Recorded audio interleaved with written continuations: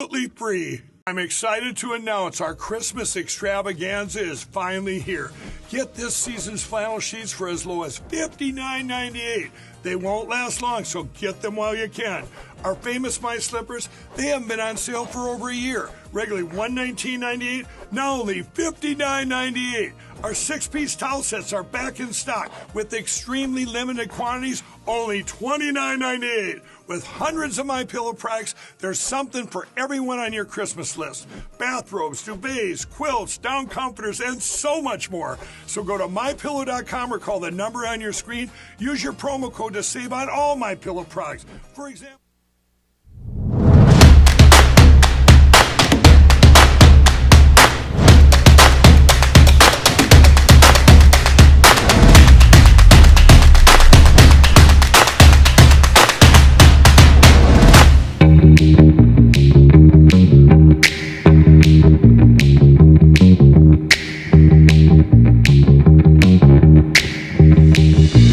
Live from Studio 6B, 8 p.m. on the East Coast. Real America's Voice, Thursday, January 16th. Glad you're in.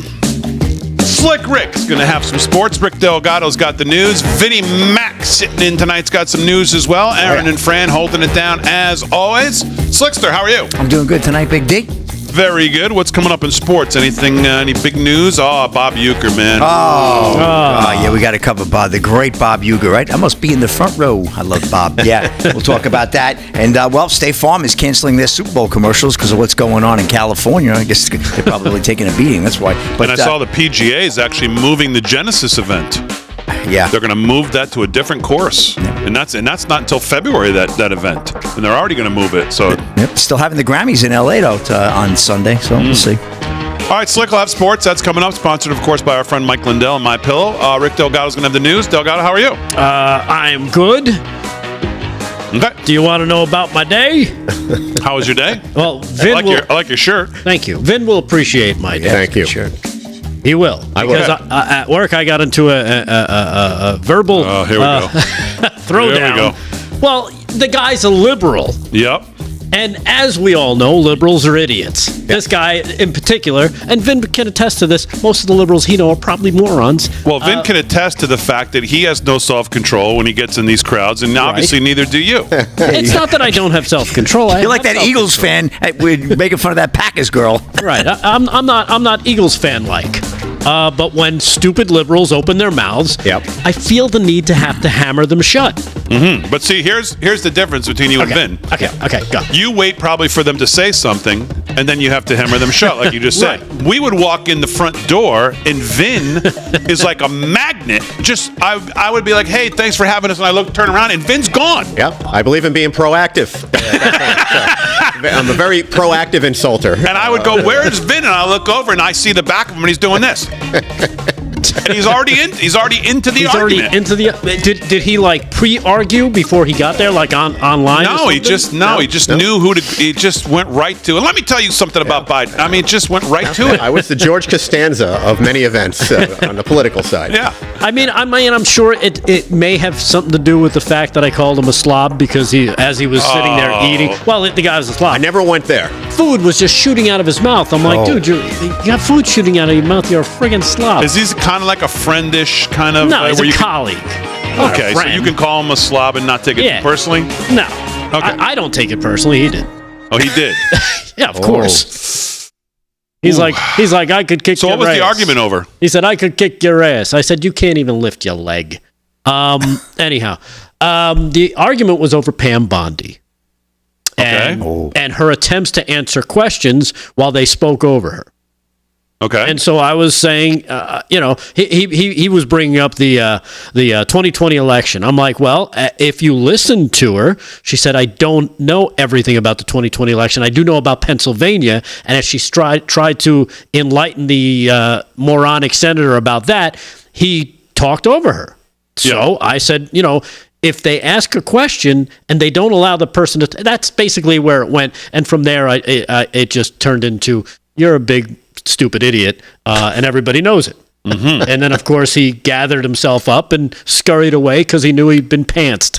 Ooh. Oh, okay. Ooh. Okay. It sounds like you argued more like they argue It got into name calling. Well, I but wouldn't did say, you win the no, I didn't say argument? name. No, of course I did. Oh, well, of course I did. Of course, Okay, all it's right. a liberal. Did you have an Liberals are arm dumb. wrestle? Did you arm wrestle him? Didn't have to. Okay, very good. Too busy. I never do personal insults. What I would do is No. just say, hey, I appreciate where you're coming from. Yeah. I think I understand that you might have developed this point of view over time because I can see where this comes from. However, Why do I feel You're like wrong. this is crap? I Well, would throw in a however. Now, does this every person now know you're on that you do this? Yes. Oh, So that wow, was his first mistake. So is there a chance that he's watching you right no, now? not at all. Is there a chance he's outside waiting for you tonight? Yeah. How about that? No, because he's Tough a guy. liberal. That's all Liberal- right. We got security here. And liberals are dumb and lazy. Harry's here, so don't worry. That's Yeah. true. Harry's here. But Yeah. but liberals are just dumb. They see headlines and they think that's the story. It's not the story, you dummy. Read it. Mm-hmm. Maybe do a little. Maybe look at more than a 6-second clip of being stomped on while she's trying to answer a question. Why won't she answer the question? She tried to answer the question. So how do you think it's going to be tomorrow? Oh, it'll be fine because he's afraid of me. Okay. Because every time I stomp him in the head, he goes away for a couple days and then he comes back. He's like, "Hey, what's up?" Okay. We're colleagues, we get. All yeah. right. Sounds like a good, fun place to work. That's It's a sounds blast. good. It's a good time. A lot of positive energy. A lot of positive energy Yeah, going things on are there. looking Yeah, good. sounds good. Maybe tomorrow I'll tell you about the guy I almost made cry. Oh, okay. Different guy. What? Different guy. Different guy that you almost made cry. Yeah. Okay. Very good. Looking forward to that. This is why I don't make it in corporate culture. Well, yeah. I'd stay out of there if I were you. Yeah. Yeah. Yes. Here's what I never Well want to do. I never want to hear, "Hey, you want to come to the party, Damon? Vin and Rick are going to be there together." Yeah, no thanks. No thanks. I think I'll stay home. How about that? We'll pick you up. Even if it's catered, come on. Well- You'll be there. Okay, maybe. Hey, Dame, they're having Vegas night. All right. They have sushi, Damon. I'm there. All right, you guys are hitting all my favorite stuff. They got cigars that are getting rolled, and That's it. that'll be the topper of all of that. So, little sushi, cigars, or casino night. I'll let you two go argue, and I'll be there. Yeah, Maybe you, a can hot bet, you tub. can bet on our argument. Yes. Thank you. How long it'll last? Thank you. Vinnie Mac, how are you? I'm doing really well. I got fitted for my tux today for the big inauguration. Oh, I was, having a good time with that too. I got a lot of pictures taken. Want to make sure I had everything right. So I got all that set. when Planning are my you whole heading trip. to D.C.? I'm going to head there Saturday. I want to get there a little early. Yep. Attend a couple of parties. There's a couple war room party. There's a couple other little events that I'm going to stick my nose into. Now, are you going to be like Mr. Moneybags or something from Monopoly and just, did you get the hat and the cane? Are you going to be walking around D.C. the entire weekend in your tux? I was thinking of coming here tonight with my tux on, to be honest with you. I was this close to wearing the tux here. But Have you considered my idea of maybe inviting Big D to Be your maybe date? join you at the ball? I don't have a ticket as of right now. do you? I was not invited. No. Harry got me nowhere. Harry, why. yeah, that's a nice effort there, Harry. Good Yes. job. Yeah, appreciate that. So I was really kind of relying on you. I mean, we've been doing this. I mean, you took a little time off, but the better part of 10 years. You would think that means something. We got a decade and you got the same hairdo still. What is going on here? A 10-year hairdo. Makes fun of my hair. I can give him at least one shot. Okay, one shot on the hair. Yeah, well, have you considered my offer to invite me as your guest My to plus the one. inauguration? As your Yes. plus one. Depends if you put the slipper on my foot at the ball. Wow.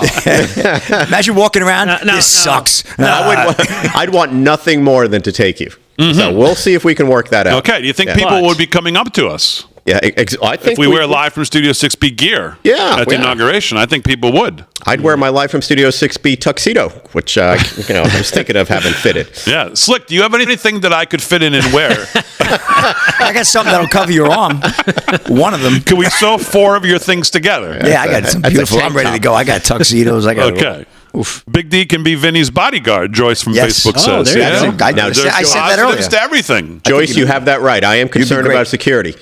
Well, you won't be concerned if I'm with you. No, definitely not. Until he gets No. near the buffet table, and you're like, where the hell did he go? You lose a finger there, yeah. Exactly. But, well, I just want you to still consider it. I definitely am. I mean, if you use these excuses like I'm going to take my wife, I mean, I'll accept that. Right? But I mean, I don't know. Yeah. Well, I think the fact that he hasn't said yes yet, Damon, is your answer. I think so too, but I'm trying hard. So if I have a ticket, it's yours.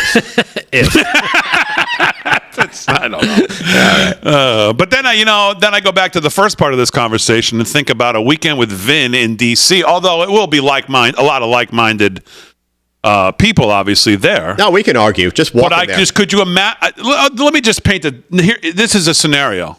Can you imagine me and Vin walking from wherever we're going to be, getting to the inauguration, and there's a bunch of libs on the way? What happened? We never make it. No, we will never make it to the seats. I will have to stop and counsel them. I'll have to turn around and let's go. I get the hook. Yeah. So, well, we'll see what happens. So that could be an interesting picture. Would you guys get like matching tuxes? Oh yeah. Well, I'd have to bring. We'd have to get video. I mean, we would have to video this this trip. Because that would be, it would have to be documented, and we'd have to share a room, which would be interesting. That would be interesting. Yeah. And if you had matching tuxes, would they be of color, or are they going to be black tuxes? What is it going to be? Put it on the Underhills bill, please. Are you gonna look like Big Enos and Little Enos from Smokey and the Bandit? That's what I think I'm going for. I got myself a slick. Like you, Slick. I got a slick tuxedo. Oh, nice. It's setting the bar pretty high. Ooh. It is sweet. I got to see. Yeah, nice. It's sweet. I'll have men and women fawning on me. Thank you. Mm-hmm. Yes, Nice. a lot of fawning. Damon, all of a sudden, he's like, I don't think I want to go. All of a sudden, I'm pretty much busy Saturday through Tuesday. So, Drag Blacker says, Rick Amorati, purple is the color of royalty. Therefore, you are the king of the studio. You do always look good, Slickster. I like that suit.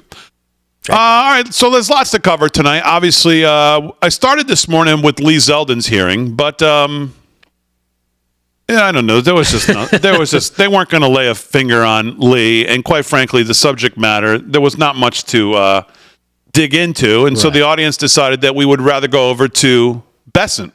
Yes, Treasury, and I have to say, I know there's a lot of people looking at his past, and there's still people posting about whatever he did in his early part of his career. I don't know that I could be more impressed with somebody than this guy. The way he handles himself, the way he answered. He had some moments today. I mean, when you really talk about the fiscal insanity that has happened in this country, and you talk about when you look at what we're spending at the percentage of GDP and how it is absolutely not sustainable, I don't care what the current what's he called? Not the current Treasury Secretary, but she's an idiot too. But the Fed chairman says, and what she says, they both have been asked about it this year, and they both said, "Well, we think it's sustainable still. It's not a problem yet." No, it's a huge problem in many ways. And listening to Scott Bessent today, I'll tell you something. This guy is as impressive. He's quiet. He has his own style. It's a little soft. It's a little herky-jerky at times. But, boy, he had some moments today that I thought were extremely, extremely impressive, dealing with essentially morons who know nothing about economics, nothing about capitalism, nothing about free markets, who have never done anything, never created anything, never created any wealth for anything, never created anything that made anybody's lives better, asking them questions, and, of course, Bernie Sanders on top of all of it, spewing his Marxist nonsense. I thought Scott Bessent was extremely, extremely impressive today. Smart guy, too. We'll get into why. Plus, we'll get going here, news, sports, and everything else, live from Studio 6B on a Thursday night.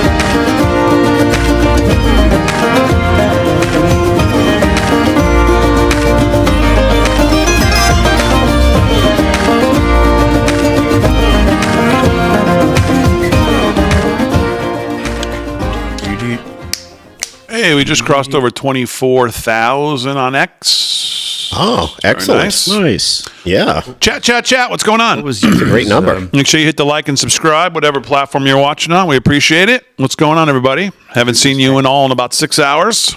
Already got over 1,000 people on the Rumble. The Rumble chat, as Mike VL72 says, I need a Slick Cedo myself. Ooh. Slick Cedo. Slick There you Cedo. go. That's a good Hey, name. Slick, Good name. you got something there, bro. I know. A Slick Cedo? I was on Kevin Downey's show yesterday, the radio on 103.9, the great 103.9, right? Yeah. And somebody said to me, they said, you should start your own suit line. They sent a message into him as we were doing the show. I forgot who it was. One of the That's a great followers. name. You should get the URL, Slick Cedo. Slick Cedo. Yeah. We've probably already gone. Nah, it's no way it's not gone. I do that all the time. If I come Have up you with something, worn buy your URL. Have you worn those sneakers, by the way? No, I've not. I have to wear them. I'll wear them to the ball. Damon in a tux with a black cowboy hat. I think that might be what's going down, right? When we go on the road, I'm saving them for when That we would go be on the interesting. road. Someone said, is Damon going to wear a backless tuxedo?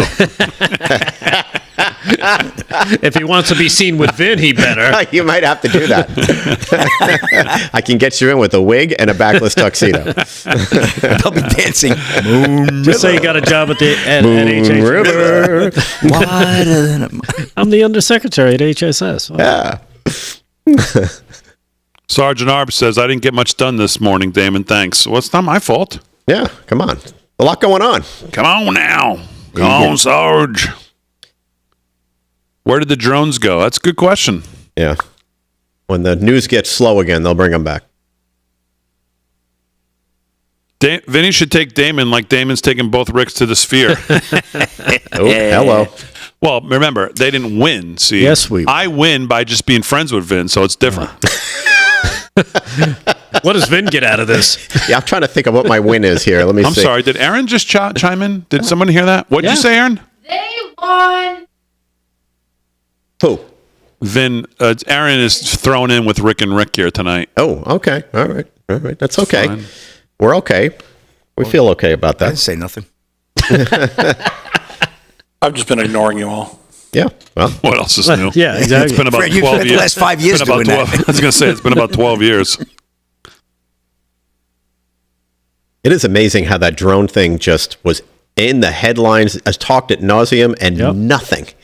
Zero. Now they don't want to talk. Well, Trump says he's going to give us a drone report within that first couple days. That's what he Really? said back Yeah. at that presser. On and on and on. Yep.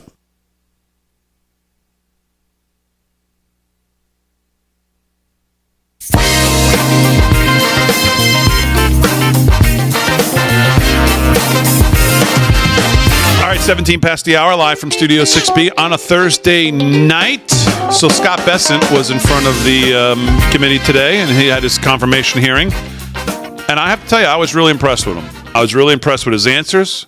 I was impressed with how he took on some of the absolute morons who were questioning him, who, as I said before we went to commercial, it's just so laughable to hear from people who don't even believe in our capitalistic system, have never participated in it, lived off the public dole their entire life, most of them, have never been in the private sector, never created anything that make people's lives better. As they sit there and they hammer Musk, Bezos, Zuckerberg, and then Zuckerberg, whatever you could put. But I mean, Bezos created one of the great companies Yep. that have made hundreds of thousands of people's lives better. You use it, you love it.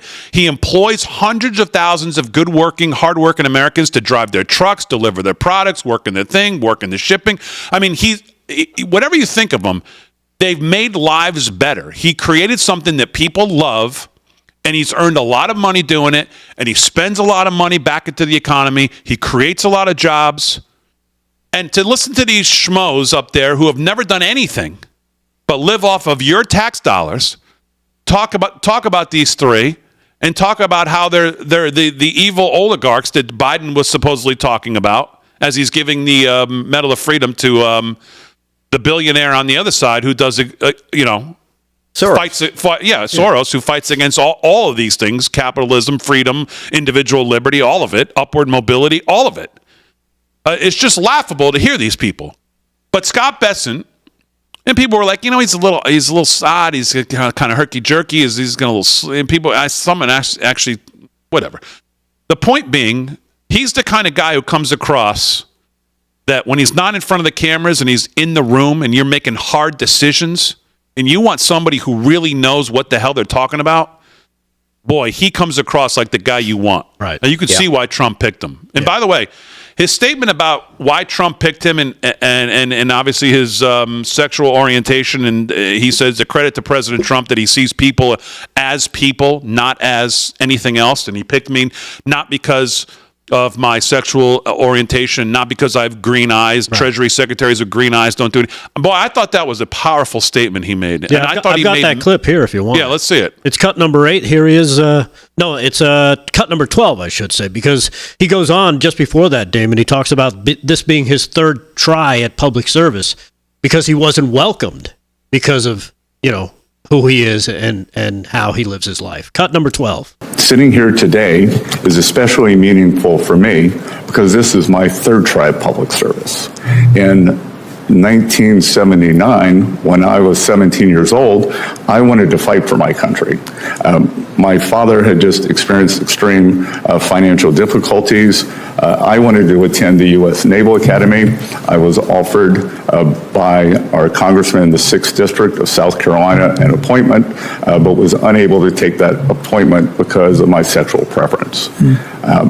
I managed to go to Yale, worked several jobs to do that. While at Yale, I wanted to do public service and joined the Foreign Service. I was told also not welcome. So sitting here today is my third attempt at public service. And I sit here knowing that President Trump chose me because he believes I'm the best candidate. Not because of my sexual preference, not because Treasury secretaries with green eyes do better. And I think it is a tribute to President Trump that he looks at people as people. Yeah. Wow. It's true in everything that Trump does. And something you said earlier really rings a bell with me, because as we watch all of these hearings, the one thing that's common is every one of these people have a level of competence in what they're saying and what they're doing that I haven't seen across the board. There's usually one or two that seem like they know what they're talking about and they have expertise in that domain. Every one of them are exceptional in the area of domain that they're asked to work into and to serve. And that's why you have a CEO as the president, picking people in the job that are great for the job, gay, straight, black, white, whatever. It's amazing. And I get prouder and prouder watching these. Meritocracy is back. Yeah. It's fantastic. I have to say, Pam Biondi was exceptional. I mean, what I loved about her the most was not only does she have the competence, she had the attitude, but she is no pushover, and she absolutely pushed back in a way that you do not see Republicans pushing back in this context against the Democrats when they start bullying. Usually their bullying kind of works because they got all the media behind them. She was tough and smart and articulate and not a turnoff, when she did it. It was like, go, girl. Yeah. Well, I think we've kind of moved beyond those types of Republicans now. Yeah. Thank goodness. Because most of them are, like you said, they're pushovers. As soon as they see, oh my goodness, the spotlight is on me, they might write something bad in the New York Times or Washington Post. I better fold. That's what we had. Now you got a bunch of people that don't really care. I mean, she smoked. The burn unit should go check on Adam Schiff. She smoked him so bad it was like, man, her Padilla. She brutalized him too, and well deserved too. What a punk! An absolute punk. Totally deserved it. And holy Schiff, he finally got what we all wanted. Him to be, pushed down and let him have it. Well, yeah, not an orange jumpsuit yet. That's really what we all want, but that's hopefully coming. So I we'll hope see. so. What did you think of Bessent today? Did you watch it, Rick? Did you have a chance to watch some of it? I watched a little bit of Scott Bessent there. Yeah, I mean he's a nerd, right? But that's what the job calls for. Would you call it that? I think so. I mean, I know what you mean, but you know what I mean. But in terms of he knows his stuff. He's a smart guy. He's not a smooth talker. He's not Mr. Personality. That's great. That's not what that job calls for. That's right. But he knows what he's talking about. Boy, does he ever! I mean, when you heard it, when he shut down that. What's his name, Wyden, on the energy questions. And the tariff. He said, Senator, there's not a clean energy race. There's an energy race. Right. I think I have that clip too. China's going to make 100 coal plants. Whether you sit up there and pontificate on your nonsense or not. They don't give a crap what you think and how your party tells us we've all been dead 9 times over for global warming or whatever the hell you guys call it these days. Yeah. They're going to go do this. They're going to go make this. And they don't care about you and what you're pontificating about. So there's not a clean energy race. There's just an energy race. Yep. Right. So either acknowledge it and get in the game and stop with all this other BS, because that's what we need to be doing. So I thought he was right on the money with that as well. He was great. I liked him on tariffs and on this whole green energy thing that you're bringing up. I got into a bit of an argument with someone on this as well on Facebook. And the argument was basically about, if you're serious about this, if you really feel this is, an issue and something we have to take seriously, then why do our senators and everybody in charge not take China and India to task? We're all complying. We've changed our entire lives to be, greener than we were 10 years ago, 15 years ago. But they pollute 20 times more than the worst place in the world, China and India, and they do nothing. These senators and all these people, the same ones that stand on their soapbox talking about all of these things, if they went after China and India and they made them comply, at least I could say, okay, it's kind of fair that we're going after everybody. They don't even touch it. They don't go after them. So I don't take it seriously, and I don't think anyone else should. And really, is anybody going to get another country to comply on stuff like that? No. Well, particularly those two countries. Well, particularly China. But they're not going to comply. No, they're not going to comply. But if you want to fix a problem, they're the biggest problem makers. So don't tell me I got to change my life. Right. Have them fix. They're polluting it 1,000,000 times more than anyone else. Have them fix it. Have them comply. And not only but don't put it on me. The climate doesn't care about money. Climate doesn't care about money. It does one thing. It changes. The whole thing is a farce. It always changed throughout the entire course of the planet's existence. It will continue to change after we're dead and gone. It doesn't care about money. It will just do what it does. And to think that the arrogance of these senators be like, well, we can put in these policies. Policies don't care. They don't care. The climate does not care. It will do what it does. When Bernie was talking to Lee Zeldin, I was waiting for Lee. He had an opportunity to say, Senator, we all believe the climate changes, but you guys have had us dead now for 40 years. At least. So that's what we're not, buying anymore. There's climate change and there are changes in climate. They're not the same thing. Yeah.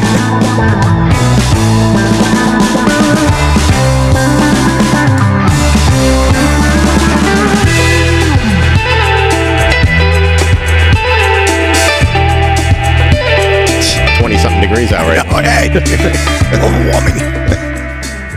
Global warming. There's no global warming in this studio, damn it. Whenever I see maybe in the bathroom. Whenever I see Democrats ganging up on an issue, I know it's fake. And I know that they're only trying to get points and they're only trying to graft money.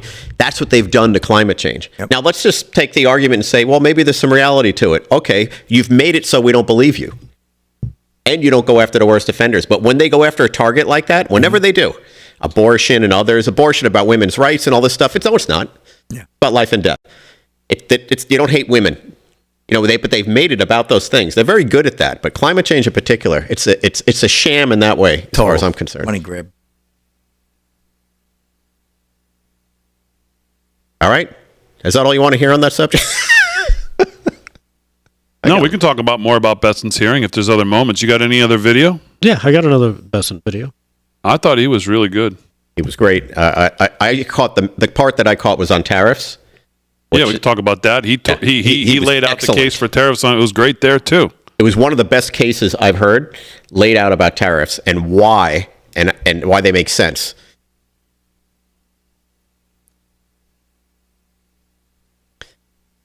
The world. Hegseth confirmation expected to happen after inauguration. Well, we kind of saw that coming. They're going to delay that as much as they can. That was an entertaining hearing. They've all been pretty entertaining. Hegseth? I thought it was very entertaining. They were just jerks. I mean... Yeah.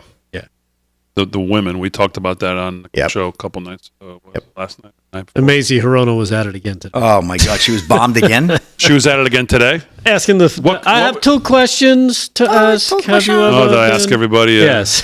It's like, come on, stop her. Oh, and she reads. them, of Did she course. familiarize anybody with anything today? I didn't get that far. That was the only clip that I Oh found. God, what a moment that was! I'm Priceless. sorry, Senator. I'm not I familiar with that. familiarized I just you. familiarized you with it. The problem is they're all a bunch of lawyers. I can't believe that's in office. I really can't believe somebody voted that into office. They speak lawyer Repeatedly. speak, which is That's the scary part. nonsense. Even after she opens her mouth in public, they keep voting for her. They keep voting for that. How? How is it possible? Maybe it's just to keep her off the island. Actually, yeah, that's what happened. It was they voted her off the island, basically.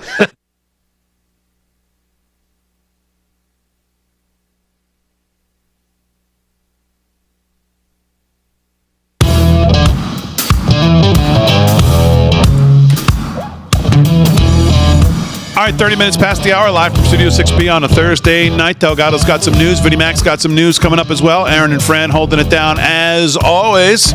Let's do some sports. Sports is brought to you by Mike Lindell. LFS6B is the promo code to use if you shop at MyPillow.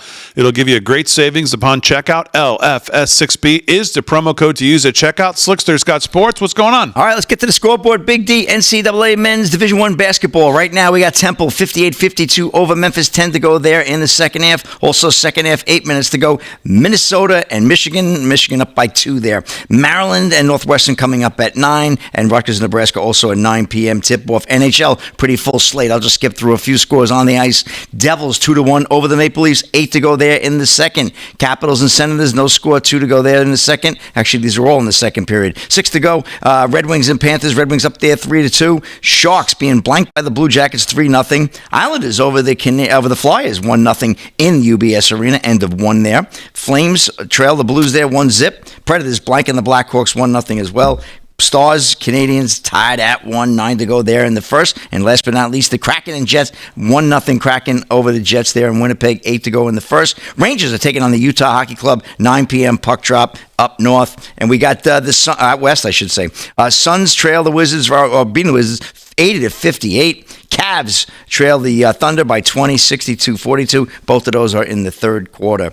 It's through a story, very sad story tonight, Big D. The great Bob Uecker, iconic Brewers broadcaster, and Mr. Baseball, dead at 90. Dylan Gwynn of Breitbart. Bob Uecker, the longtime Brewers broadcaster whose fame and notoriety stretched nationwide due to his roles in humorous commercials and popular television shows, has died. He was 90 years old. Uecker's quick, self-deprecating wit aimed chiefly at his own 6-year MLB career as a catcher, during which he once held the dubious distinction of leading the majors in passed balls. Played a large part in what has become a legendary broadcasting career that would span more than 5 decades. Uecker's fame grew by orders of magnitude after an appearance on the Johnny Carson Show, where the nation was treated to his unique brand of humor. Uecker made several appearances with Carson over the years, and it was a late-night legend himself who gave the broadcast a nickname that would stick, Mr. Baseball. We have Cut 10 tonight, when we could roll the great Bob Uecker on the greatest TV host show ever. That would be The Tonight Show with Johnny Carson. Roll that.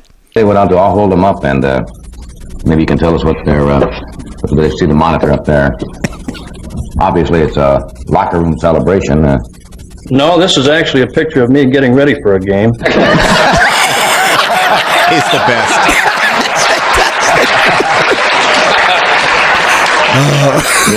Don't believe in waiting too long, huh? No, I hadn't played in a couple days, and to get me ready, why they Got to prime you a little bit, huh? prime me up right. Was that actually a pennant winning team at all? No, not after that picture was No, taken.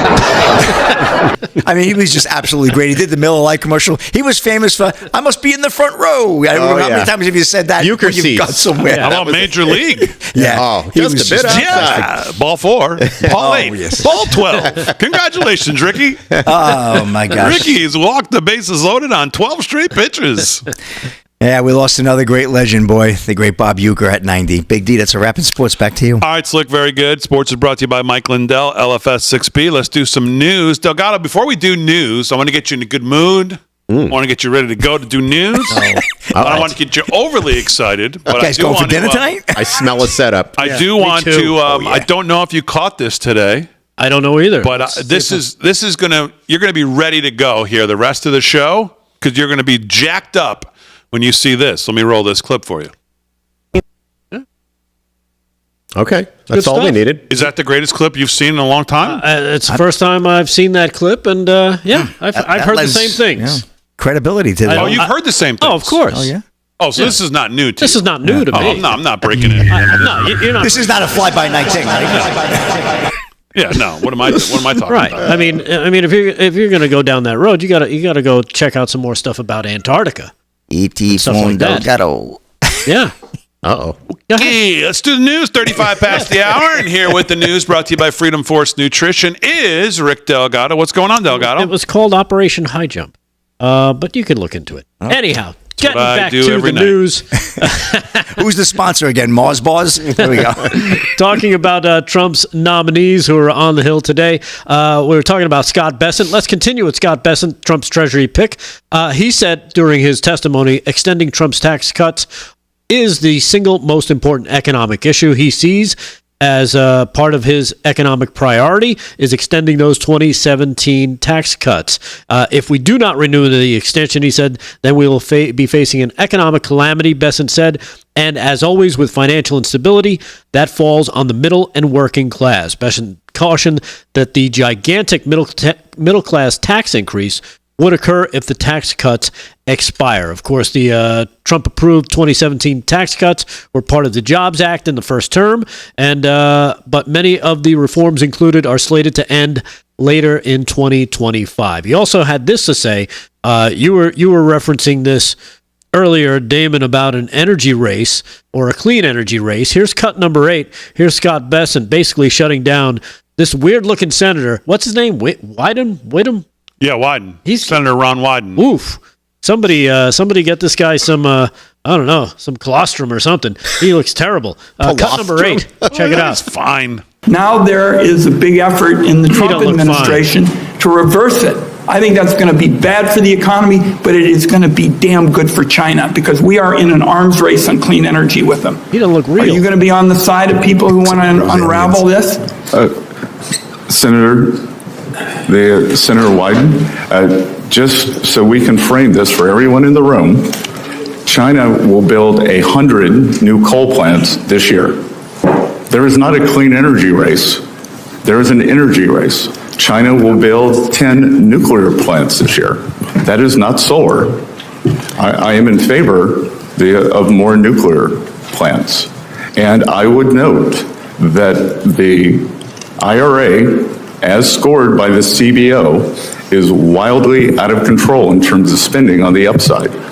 Yeah. So there is basically shutting down a stupid question from. Yeah. Hey, Ron, come to the real world where I live and make decisions in. They're in the talking point world. Yeah. That's all they do. They're in the white paper world. Bessent also said that his administration will create, or the Trump administration will create, a golden opportunity of economic prosperity for all Americans. Given the opportunity today, he said, I believe that President Trump has a generational opportunity to unleash a new economic golden age that will create more jobs, wealth, and prosperity for all Americans, he said in his opening remarks. We must secure supply chains that are vulnerable to strategic competitors, and we must carefully deploy sanctions as part of a whole-of-government approach to address our national security requirements.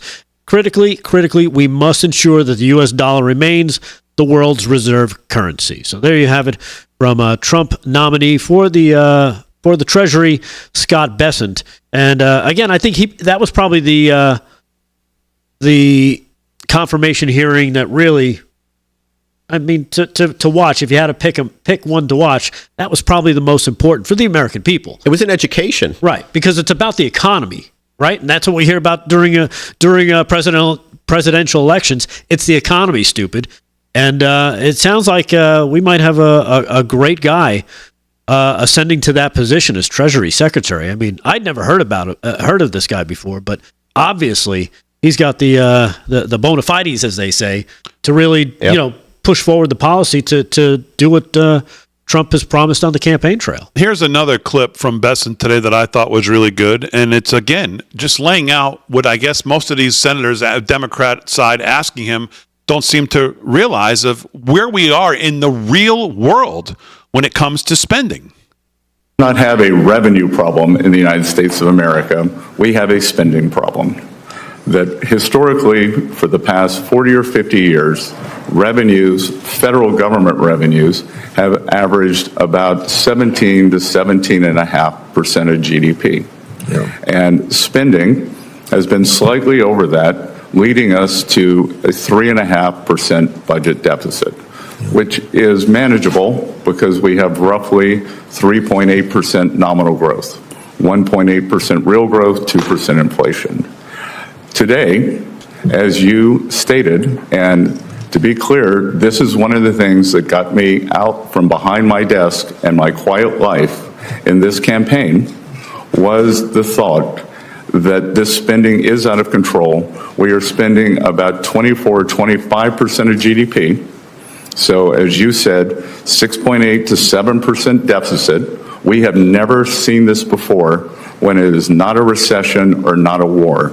And I am concerned because several times the Treasury of the United States has been called upon to save the nation, whether it was the Civil War, the Great Depression, World War II, or the recent COVID epidemic.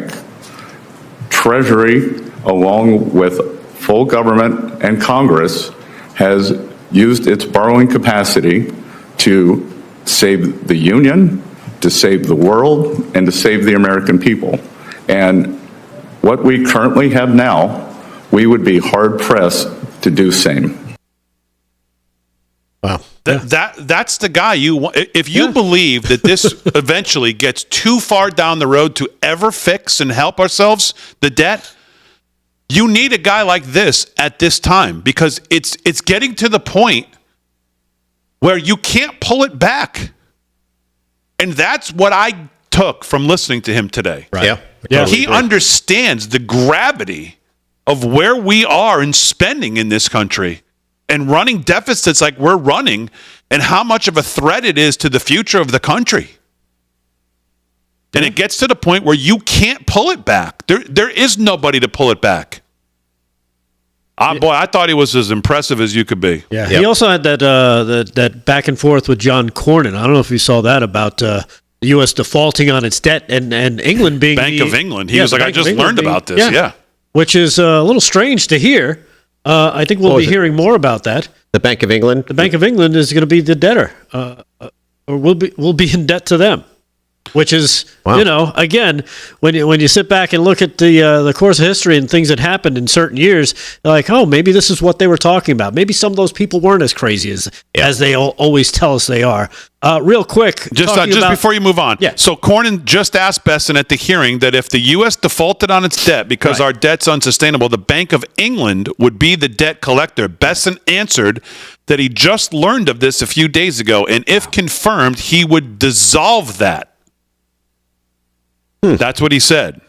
They all know we have two constitutions, 1776 and 1871. For the unaware, the 1871 Constitution is what turned our country into a corporation. This is this person who posted this, but I'll see if I can find the video part of that. But yes. And that's what I was referring to, the 1871 year. Yeah, so let me see if I can find a better clip of that, because that one we can't play. And we'll try to get to that, so... All right, more to do. Vinnie Mac's got some news coming up, and then we'll do a little more sports with Slick as we wrap up Hour 1 live from Studio 6B on a Thursday night.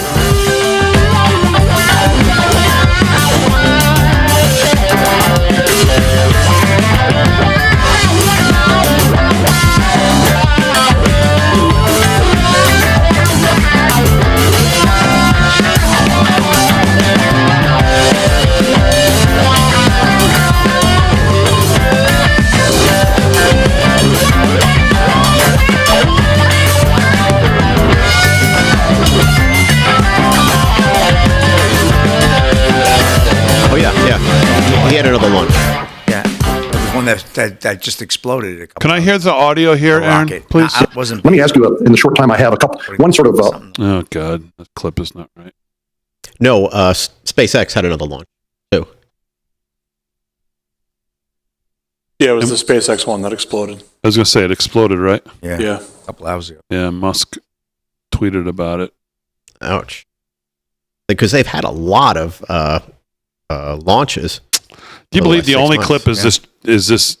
Well, if you go to YouTube, find it. Was unaware until the past few days of this with the new exchange. What I can tell you is, as a student, a professor of economic history, that it is important for the U.S., for U.S. treasuries, for us to be able to resolve any stress issues. Yeah, that one's not. That's that not one's it. not. He does talk like a professor. Bueller.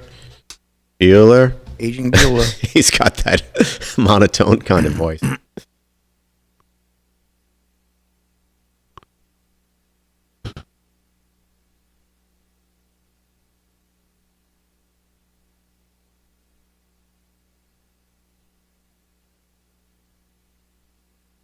right, I'll go to Vin here, and then we'll go do sports and wrap up hour one.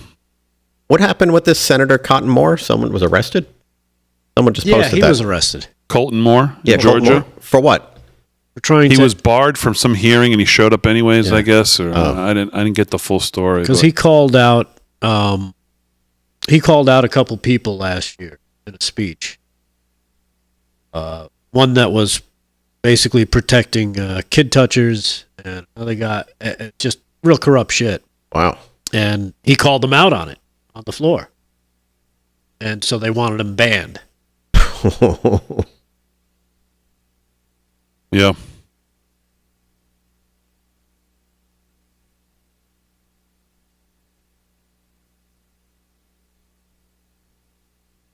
Well, that makes sense. Seems like everybody who tries to speak out gets banned from something.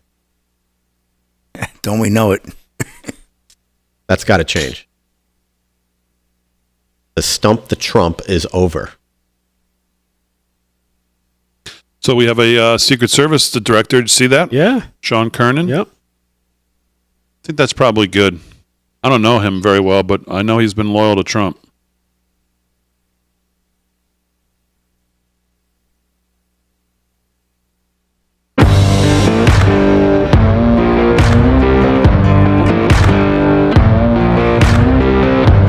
All right, 13 to the hour, live from Studio 6B, Real America's Voice, and of course the airways of 103.9 LI News Radio in New York. Glad you're in. Slick's doing sports. Rick Delgado's doing the news. Aaron and Fran holding it down as always. We'll get to some more on the Bessent hearing, which was really impressive. We'll get to some other news as well. We have a Secret Service. It sounds like we're going to be getting a Secret Service director nominee from President Trump here. I don't know if it's been official, but there's a lot of hearsay about who we think it is, and we'll talk about that here coming up as well. It's not that Dan Bongino after all, but we will talk about who it is, someone who is pretty close to Trump all the time.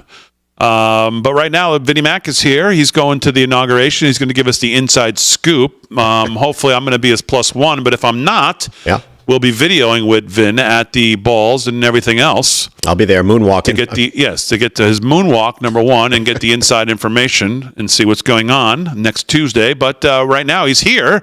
Vinnie Mac, what's been on your mind? Two things on my mind today.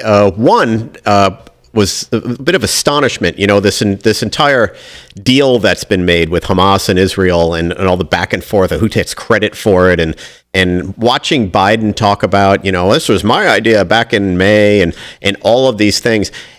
You know, I come to the conclusion of one thing through this entire process, and that is the reason they didn't agree to anything. One of the reasons in May, in June, July, August, so on and so forth, is because they don't trust Biden. The reason they agreed to virtually the same deal, even though it's still up in the air right now, is because Netanyahu trusts Trump. Trump has his back. And that is the biggest difference between the administrations right now, that Trump has our backs in everything. That's why we all feel so good about it. So I just wanted to make that clarification, because to me, it's nothing about the deal. It's all about Netanyahu saying, you know what, I'll take this because I trust this guy's going to work with me on the other side and make things right. One of the things in these hearings... But that deal is dead. It's dead right now. Yeah. The Hamas has kind of screwed it up. So I'm really just kind of pointing to the Biden administration trying to take credit for something that clearly they have a very little credit for.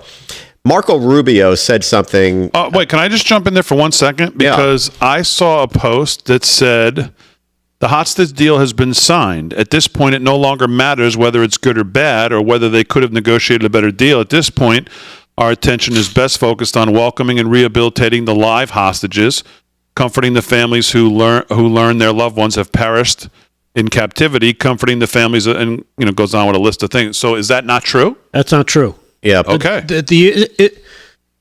Israel's cabinet has pushed the crucial vote, and they have to approve it, to Saturday. Hamas made some changes. According to CNN.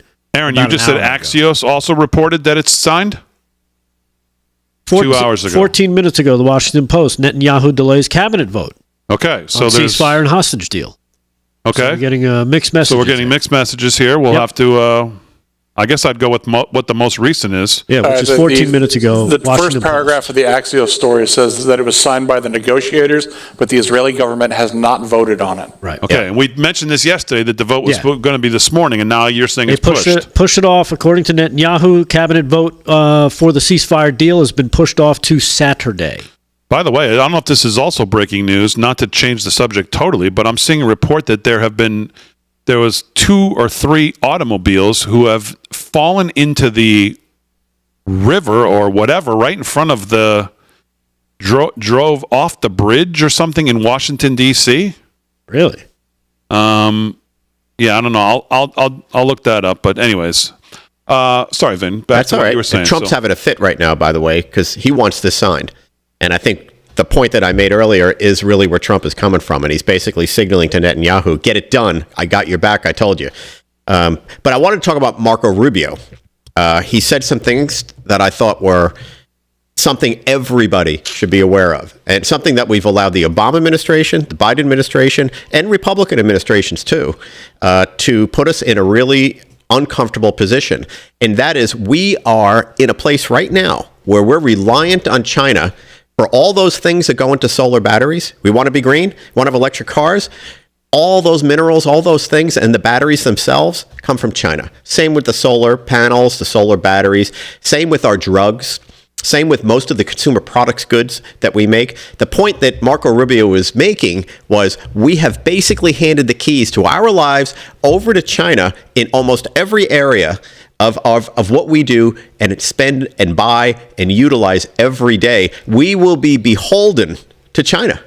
And this has been the strategy of the Chinese for many, many years. This is why they're doing those things.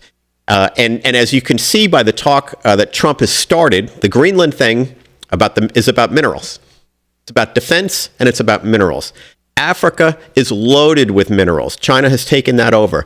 We need to undo that. But what Marco Rubio is pointing out is a danger that we just allowed to happen.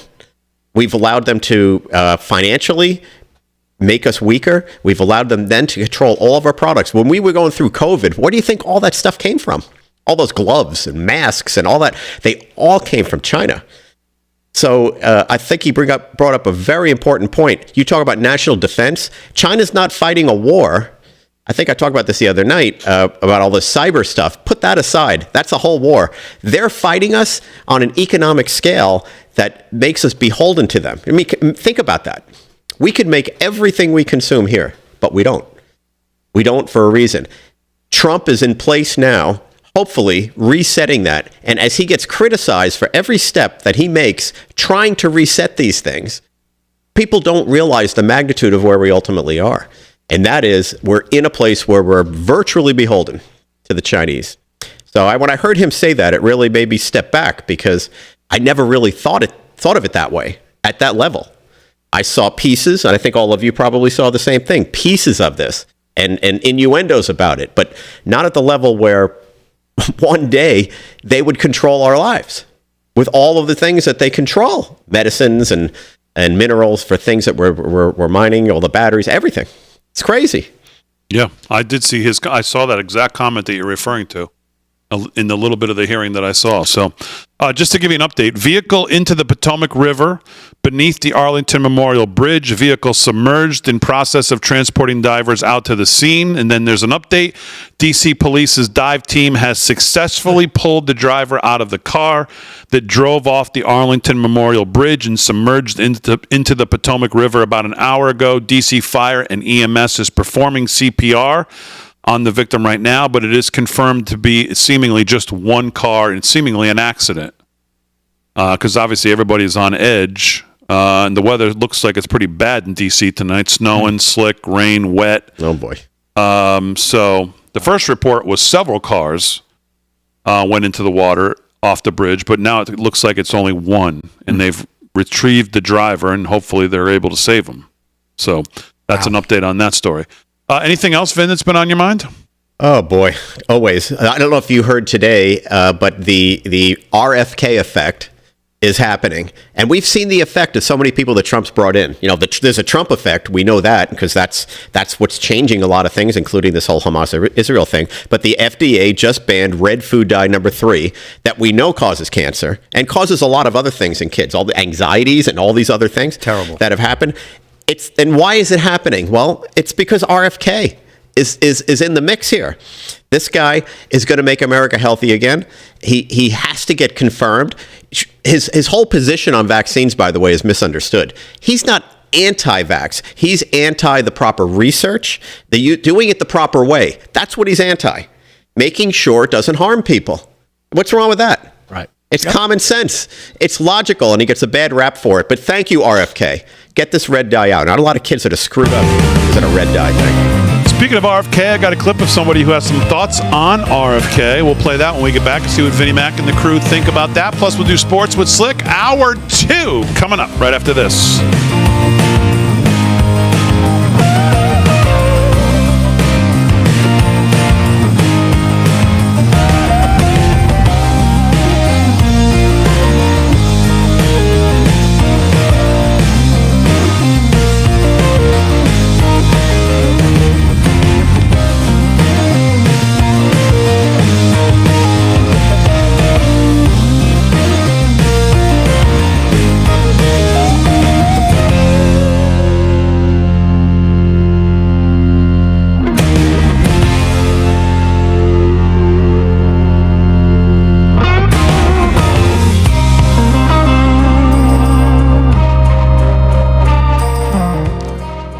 Yeah, check it out. I checked my. It was in lira. That's why it's probably they're not using it anymore. Yeah, I think the Christmas.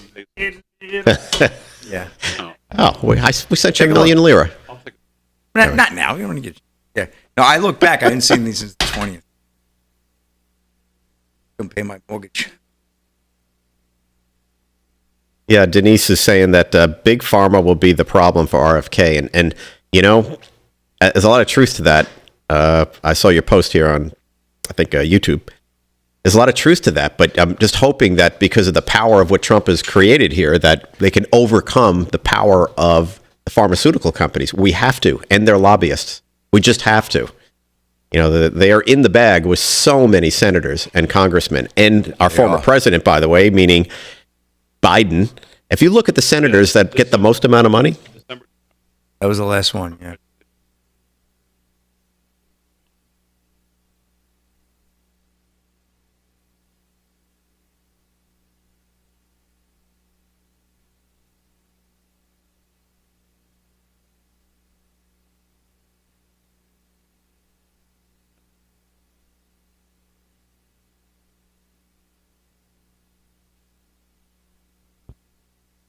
Oh, the super chat.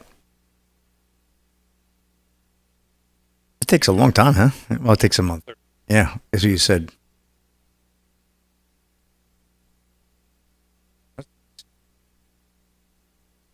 Super chat. This guy, Randy, makes a good point on the whole China thing, that it's just really about cheap labor and us not wanting to pay or work for it. I think that's part of it. I do think if we had an initiative here in this country to make products at a competitive rate against China, we can. I just don't believe that we can't. I think that we can do that. We can make our consumer goods and everything else. if we needed to here. Kenya H in the YouTube chat. Did Delgado go to warm his socks? I said yes. He's warming his socks right now. Every night. Every night. Where's Delgado heating up his socks? What's going on with that? I missed that. He uses the hand blower. Bathroom, He puts his sock on the hand blower. Are you serious? Yeah. Okay. All right. That's going to be in the book, Vin. Do you really do that? Yeah. Yeah, Really? Kenya H in the YouTube That's the chat. circulation Asking problem. for you. She's on to you. It's a circulation problem. Freaking freezing It problem. is a circulation problem. It's not. It doesn't rain. There's enough blood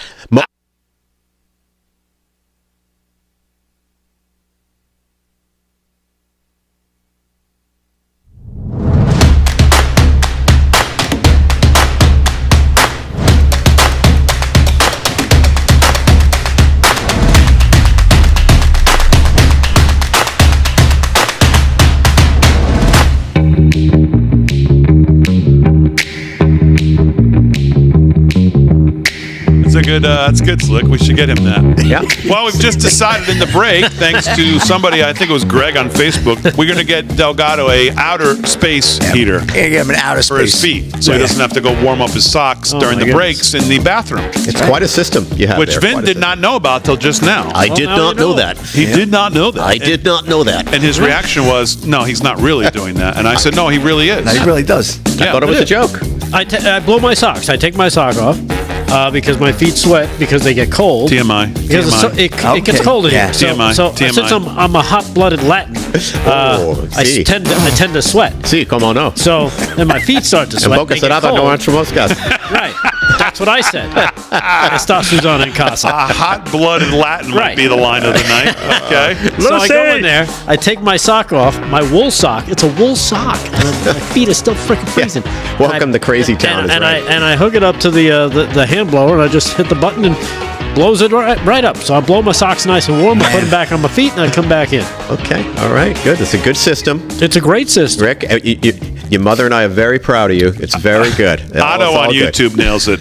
Kind of gross. Yeah. I mean, really. Not gross. Yeah. They're socks. All right. Everybody has socks. Got cold feet. What's with that? Now, people in the chat, Michael Martin on YouTube says, do you know you can buy battery-operated electric socks? Yes, I do. You can.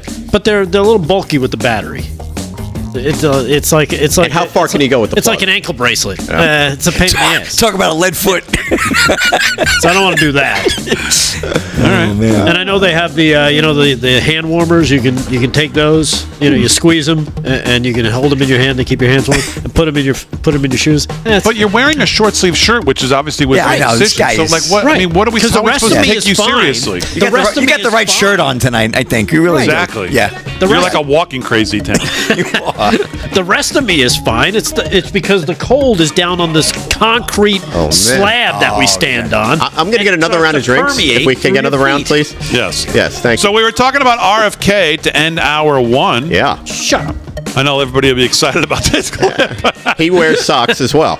But let me play this. Somebody who doesn't think that maybe RFK is the right choice. Ooh. Jack, please. Here is the here is the former, never to be again, Vice President of the United States. Listen to this, Vin. Okay. I might have been the first to call on Republicans in the Senate to reject the nomination of RFK Jr.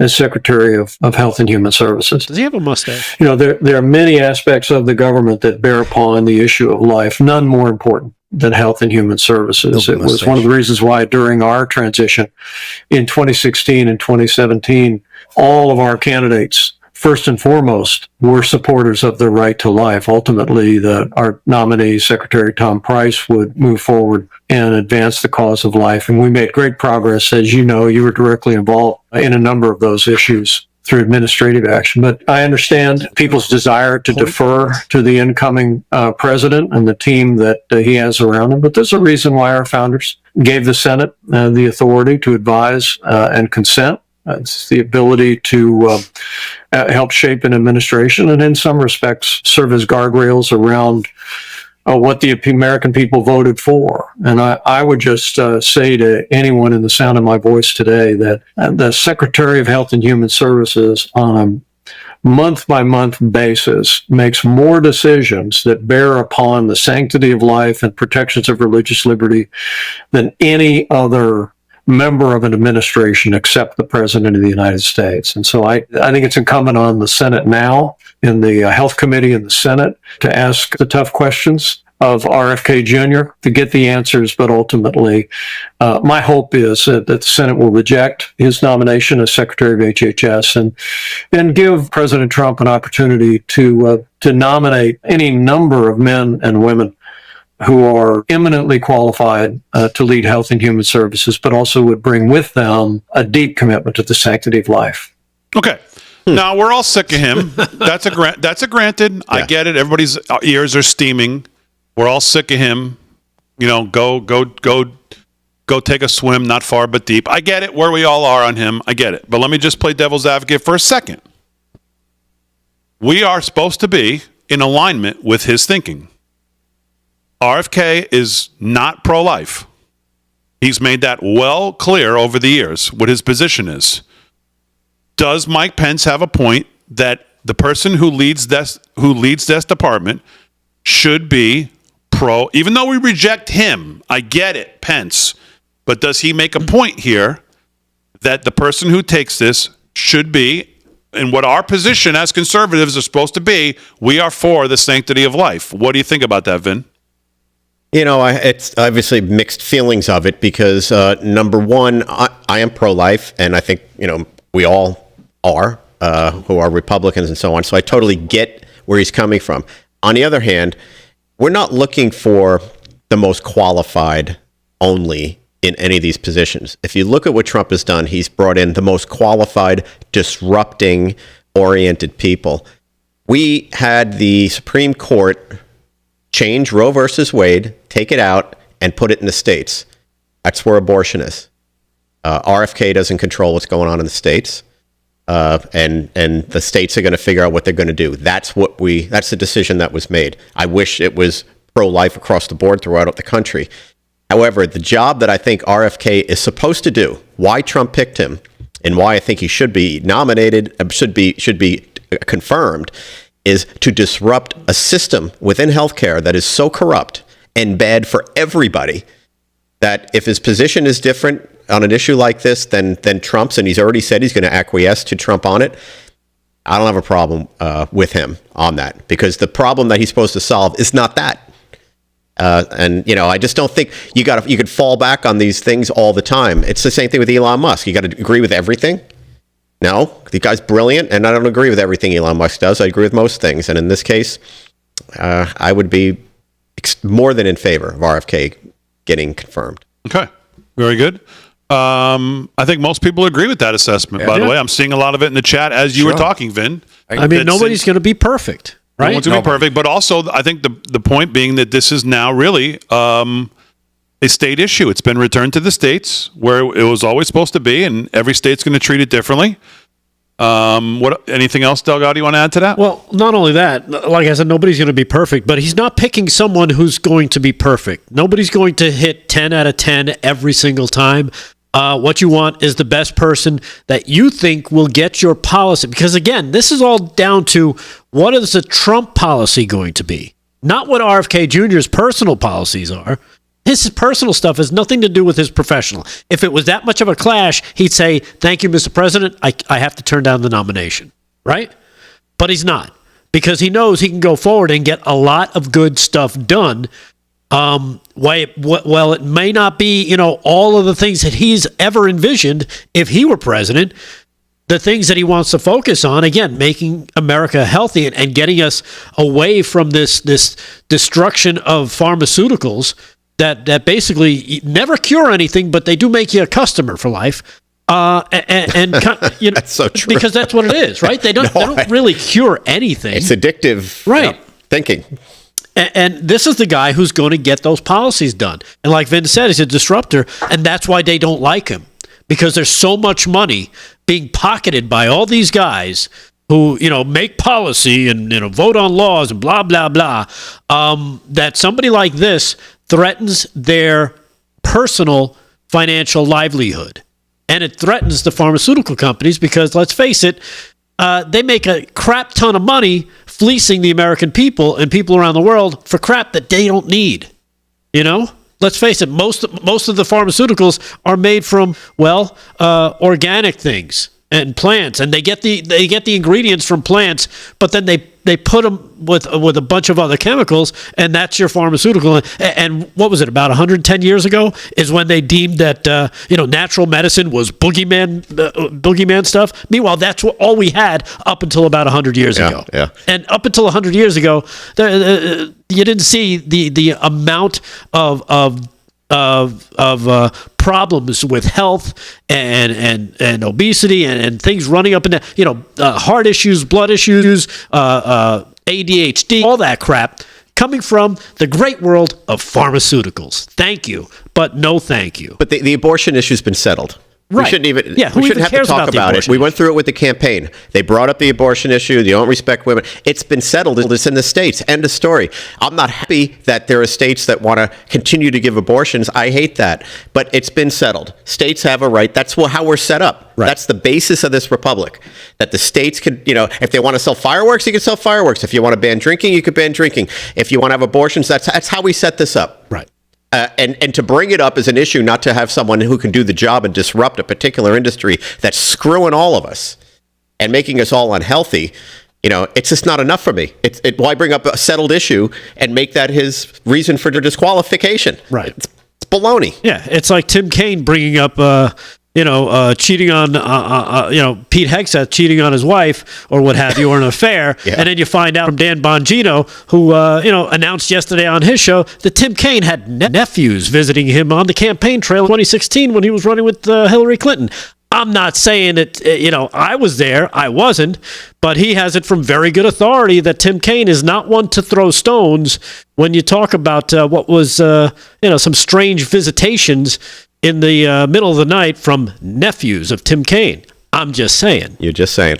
Well, what are you saying? I don't even understand what you're saying. Yeah, I haven't followed the story. Nephews. Dan Bongino announced. That's like code word for like dates? Yes, dates with young boys. I believe that's the code. That's what you were saying. Okay. Yes. I did not know that. I didn't know. I was like, what's wrong with having your nephews come visit? Exactly. What the hell are you talking about? Visiting you on the campaign trail in the middle of the night.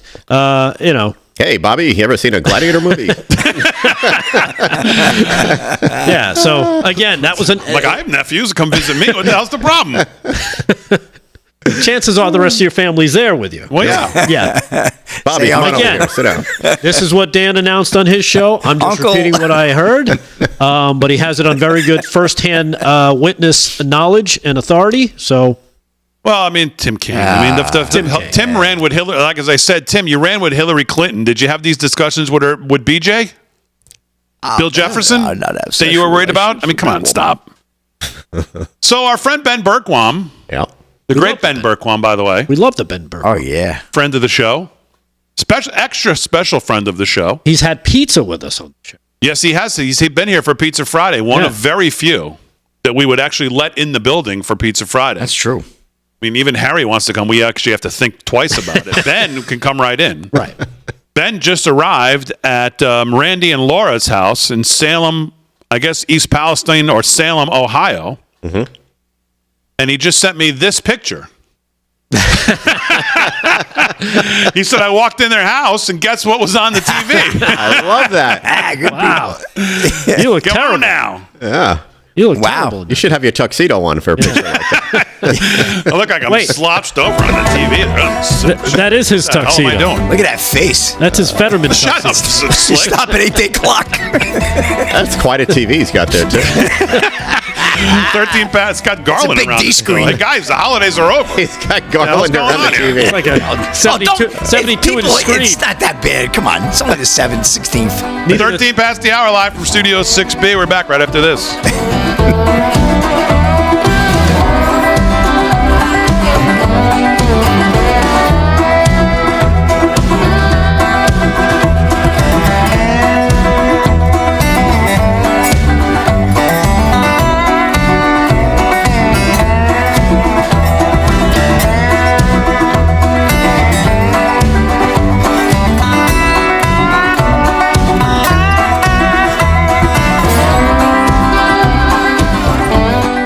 guy in the super chat, Big D, 1776 trombones. Oh, let me see it. I didn't see it. Literally, it just came up. I mean, like Oh, really? 30 seconds ago. I literally still don't see it. A minute. I don't understand why.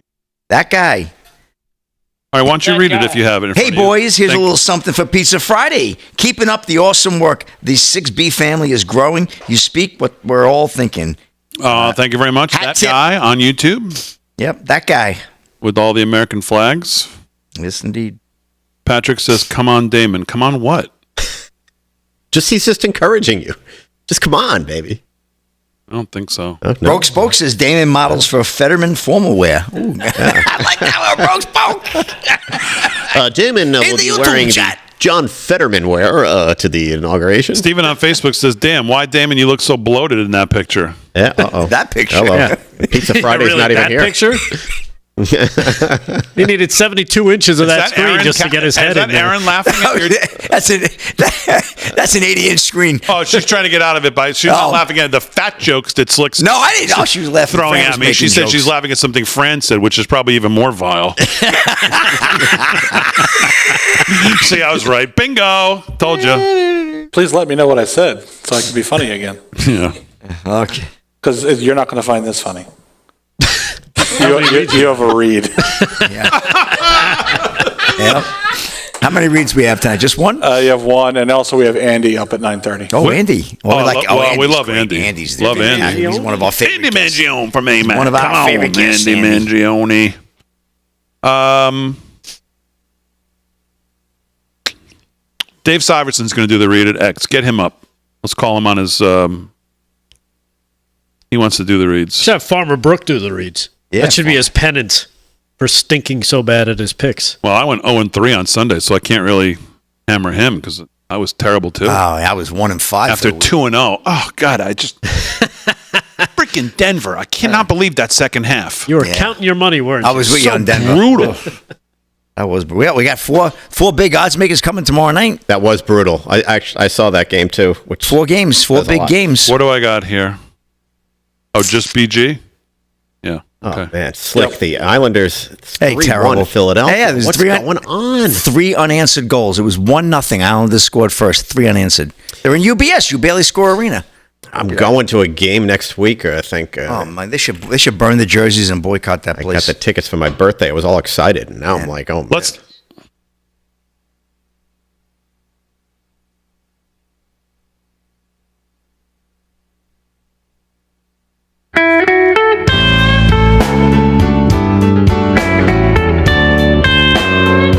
All right, sound like the blues. On a Thursday, let me talk to you about our friends at Birch Gold. Increased tariffs on our trade partners, tax cuts, regulation changes. Learn why gold is a viable diversification tactic now more than ever. By the way, if you watch Scott Besson today, he made the case exactly why you need to diversify your money when he spoke about all of this. Birch Gold, the only gold company you need to trust, is releasing their ultimate guide for gold in the Trump era with a foreword by Donald Trump Jr. To get your free copy along with Birch Gold's free information kit on gold, text America to the number 989898. Here are the facts. National debt continues to increase. The payments on that debt continue to increase. Gold is still your hedge against a weakened dollar, and Birch Gold is still and the only company that you need to trust. They can help you convert an IRA or 401k into a tax-sheltered IRA in gold. Text America to 989898 for your free copy of the ultimate guide for gold in the Trump era. There's no obligation, only information. Birch Gold has an A+ rating with the Better Business Bureau. Thousands of satisfied customers. Countless 5-star reviews. You too can trust Birch Gold to diversify your money. Text America to the number 989898 and do it today. 18 past the hour on a Thursday night. Slickster's got sports. Sports is brought to you by Mike Lindell, My Pillow. Slickster, what's going on? Oh, some more sad news in the sports world tonight. Jack Hoffman, young cancer patient known for making that heartwarming Cornhuskers touchdown run back in 2013, died at the age of 19. Warner Todd Houston of Breitbart. The young Nebraska Cornhuskers fan who inspired millions with his touchdown run for the team in 2013 has lost his battle with cancer. Hoffman, who became the darling of football fans when he donned a specially made Cornhuskers uniform and ran for a touchdown during a 2013 spring game died at his home in Atkinson, Nebraska on Wednesday, the AP reported. The young man was diagnosed with cancer back in 2011 when he was only 5 years old. His father, Andy, died of brain cancer at 42 in 2021. As a child, Jack made friends with Cornhuskers running back and then future NFL player Rex Burkhead, and that friendship soon extended to the entire team. That friendship especially manifested when the team invited the boy to run a play wearing a scaled-down Burkhead uniform. Jack bounded out onto the field in the fourth quarter, took a handoff from Taylor Martinez, and ran 69 yards to the end zone for a touchdown. Players from both teams jumped out onto the field to root the boy on as he made his triumphant run, which was amazing. We can't show the video. It's licensed with Nebraska, but if you see that, you get a chance, take a look at the video of that young man, this little peewee guy running down the field with all these big, giant football players chasing him. And Jack graduated last year and was set to pursue a pre-law major at the University of Nebraska. Kearney, alas, that is one achievement he will not be able to win. So rest in peace there. There it is. There's the video of when he was a kid, and that's a picture of, obviously. I remember that. You remember that, Big D? I remember that play. Great moment. How old was he? He was 5. I mean, then he's 19 now. That was 19 that was when him he passed, more recently. Passed yesterday. It's a terrible story. Truly a sad story, but I did want to get to that, and so you do. And well, look at that. I spoke about this earlier. California's largest insurer, State Farm, cancels Super Bowl ads citing LA fires. Warner Todd Houston of Breitbart. Insurance giant State Farm, one of the last remaining large insurance carriers in California, has canceled its Super Bowl ads this year, citing the tragedy of LA's wildfire devastation. State Farm, its agents and employees are all focused on helping customers impacted by the Southern California wildfires in the midst of this tragedy, the company said in a statement, according to the Hollywood Reporter. Our focus is firmly on providing to support the people of Los Angeles. We will not be advertising during the game as originally planned. The company, best known for its home and car insurance products, has been a major Super Bowl advertiser over the last few years, and last year aired an ad that featured former California Republican Governor Arnold Schwarzenegger and actor Danny DeVito. That was a great commercial. The company had not made any pre-announcements on what its 2025 Super Bowl ad would have included or if it would have featured any other candidates. State Farm is both the largest car and home insurer in California and has captured 8.7% of the market, covering more than 8 million customers. Me thinks that they're probably trying to save a little money on marketing too, because those Super Bowl commercials are very pricey and they probably need to save some money as well, I would think, So there's a little bit of business decision there too, but either way, State Farm. And that's a wrap in sports. Big D, back to you. All right, Slickster, very good. Sports brought to you by Mike Lindell, MyPillow. LFS6B is the promo code to use. Let's do some news. Rick Delgado's got it. What's going on? All right. Well, over on the Hill today during the questioning or the confirmation hearing, I should say, of one Doug Burgum, Mazie Hirono, of course, was the face of mockery on social media over her opening questions to the Interior Secretary nominee Doug Burgum during the confirmation hearing. Of course, we played it yesterday, where she takes the time to ask, as part of her responsibilities, to ensure the fitness of nominees before any of the committees on which she sits. She asked the following two initial questions. Of course, first is, since you became a legal adult, have you ever made unwanted requests for sexual favors or committed verbal or physical harassment or assault of any nature? Of course, Burgum said no. Have you ever faced discipline or entered into a settlement related to this kind of behavior? Hirono said. Again, Burgum said no. You would think the second one, if the first one is a no, what's the point of the second one? I don't know. It's Mazie Hirono. If you get a yes on the first one, right, then you don't need the second one either. Well, so no, you could. I guess you could ask. Because then you can't talk about the details. Hey, what'd you pay? It's we talked about it. It's such a show for these losers. It's just they're so reprehensible, all of them. The more she asks it, the more I think she's probably the one who's done it. Yeah, it could be. Exactly. She's out of her mind. She, of course, has been savaged online, particularly on X. People saying she has issues. Some people not believing it, thinking this has to be AI. This can't be real. What's wrong with Democrats, of course? They're apparently bat guano crazy sex pervs if that's all they think about.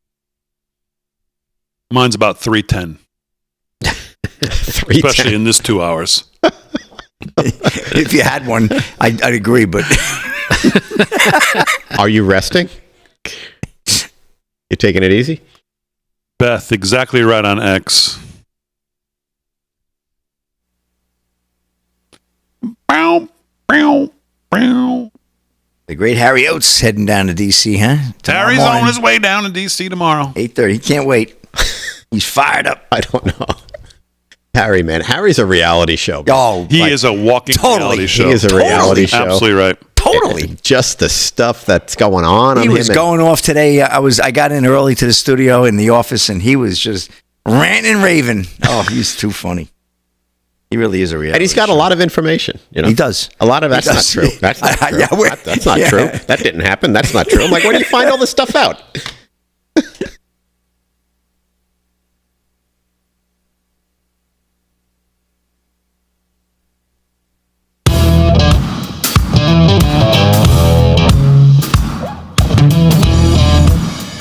All right, 30 minutes past the hour, live from Studio 6B on a Thursday, January 16th. Oh, boy, as we work our way towards January 20th on Monday. What a day it's going to be. Inauguration of President Donald Trump, the 47th President of the United States. He will take the oath at high noon. We will have you covered all day long, starting, I believe, early in the morning, but I think officially at 10 a.m., There you go, right there. 10 a.m. special coverage. We will have it covered soup to nuts everywhere you want to be. We will try to have a camera there and bring it to you. It's going to be great coverage. Make sure you lock it in all day long on Real America's Voice. Delgado's going to do a little news while we wait for our friend Andy Mangione to be ready from AMAC. We'll talk to him here in a second. What's going on, Delgado? All right. Well, as the country prepares for Inauguration Day, the city of Huntington Beach, California, has stepped up to let everybody know that they will be falling in line with the president's new deportation goals, and they announced this today. I don't know if you caught this. Here's cut number 7. As they declare themselves a non-sanctuary city, this is the cut number 7. Check this out. Huntington Beach is poised to declare itself a non-sanctuary city. At the next council meeting on Tuesday, there's going to be an initiative presented to City Council for adoption, declaring the city non-sanctuary status, meaning that it will coordinate and cooperate with federal agencies and fully effectuate all the tools available, both at the local, state, and federal level, for best practices to combat crime.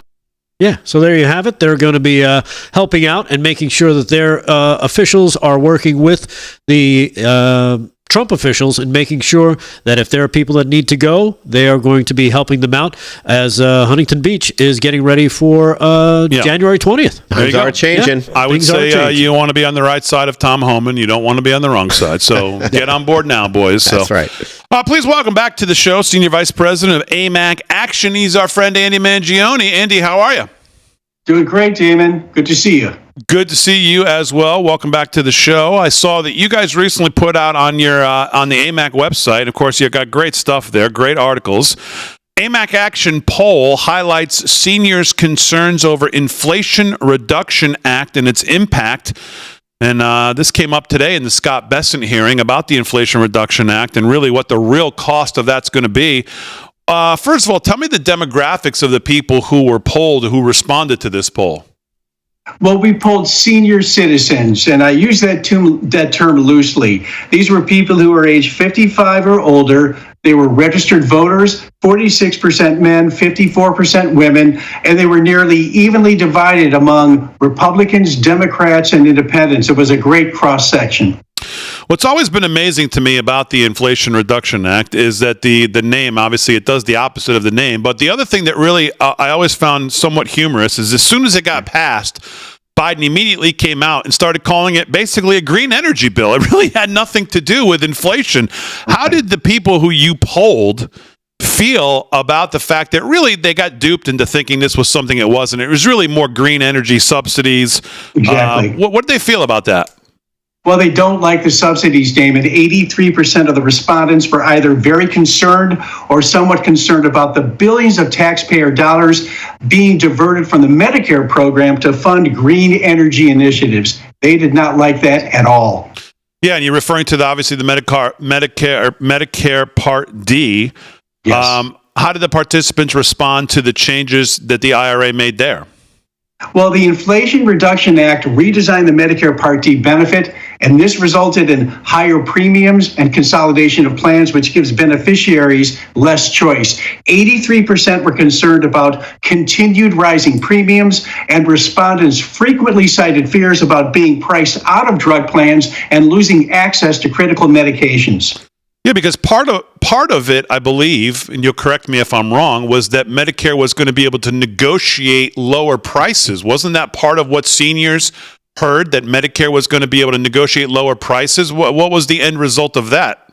That was the huge selling point for the Inflation Reduction Act. And this is interesting. The response is interesting, Damon. 57% of the respondents characterized this supposed negotiating process as punitive and unfair, and are alarmed at the prospect of fewer new medications coming to market as companies pare down their research and development spending to compensate for the penalties that are associated with the negotiating process. It's clear from the poll, Damon, that beneficiaries want a more free market approach to this negotiating.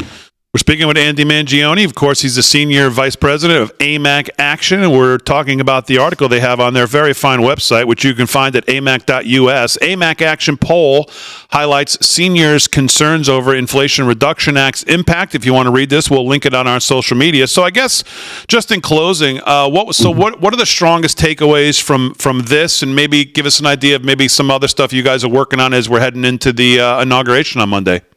Absolutely, Damon. The biggest takeaway for us was that 70% of the respondents want to pause or suspend the implementation of the Inflation Reduction Act, or even consider repealing it.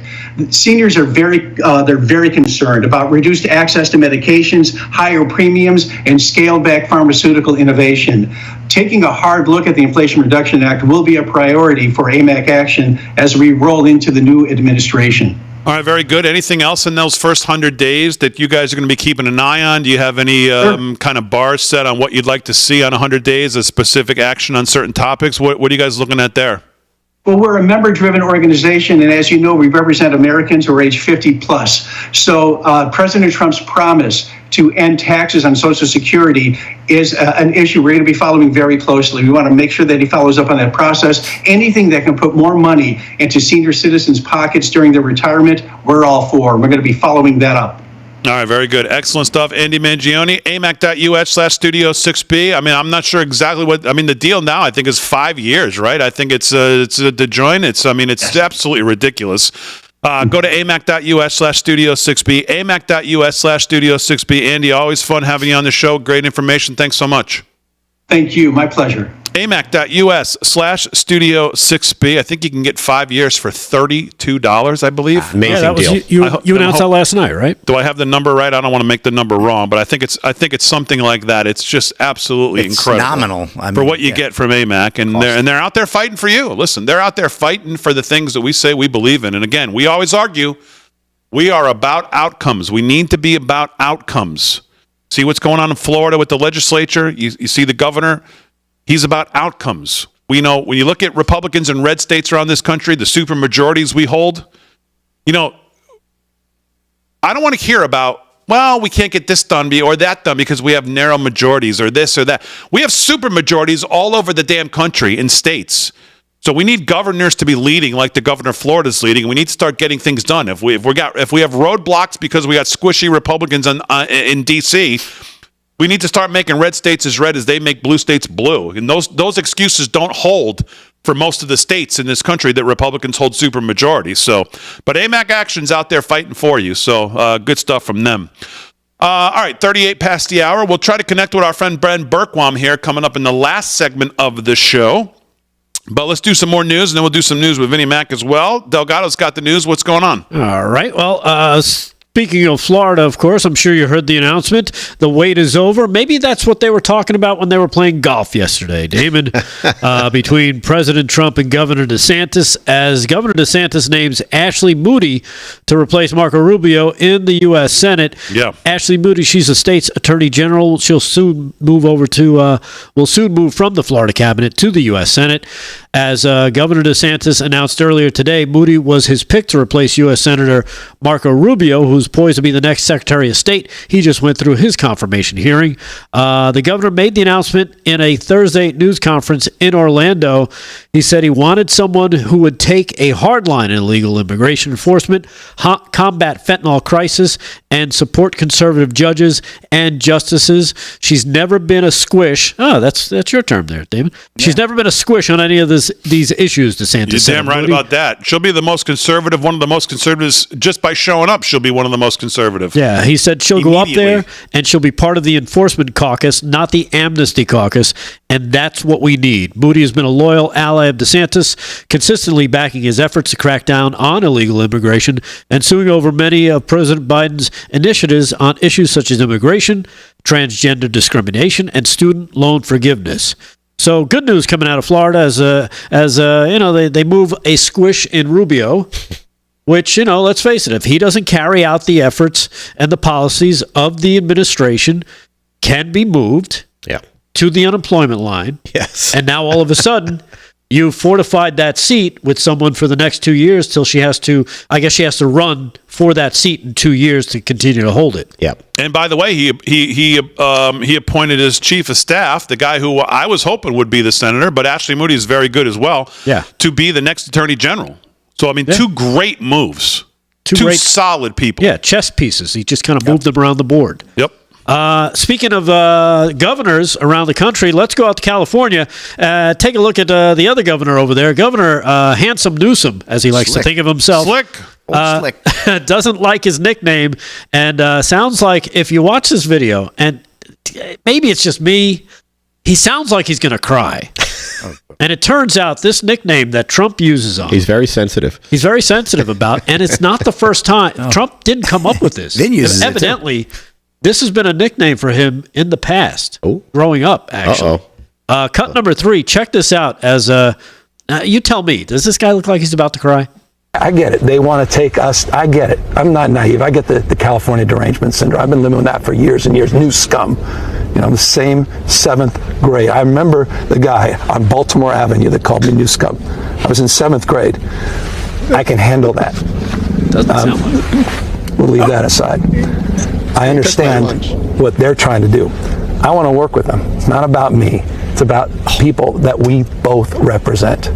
He represents and I represent. And I'm honored and proud to represent these folks. And I desperately plead with them. Come out here. Help us. And we will help you. You'll be elevated, Mr. President. At the end of the day, you'll be the one we all will go to and say, thank you. Thank you. Yeah. So there you have it.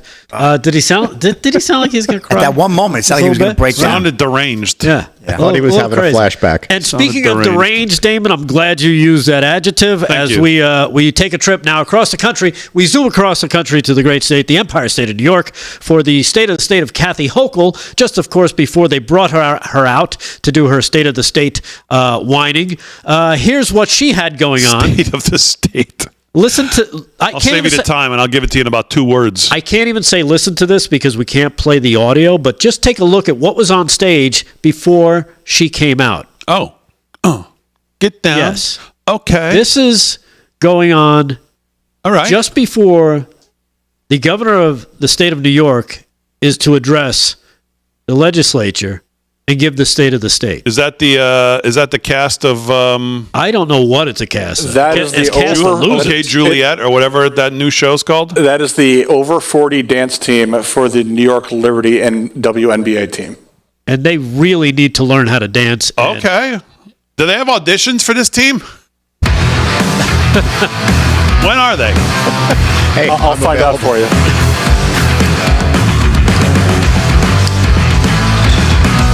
All right, a little news with Vin. We'll try to connect with our friend Ben Bergquam coming up.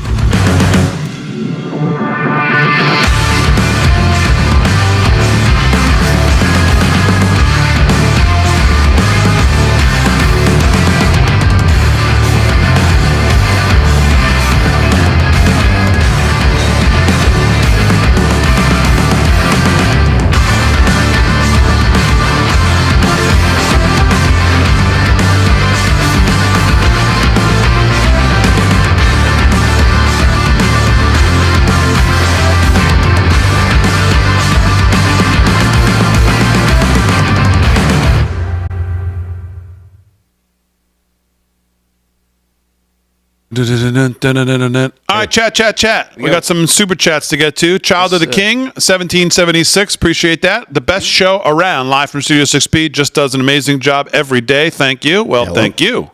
No, thank you. Thank you. Kenya H, 1776. I'm totally on board with that guy. May God bless us and keep us in these tough times. Go Trump. Love.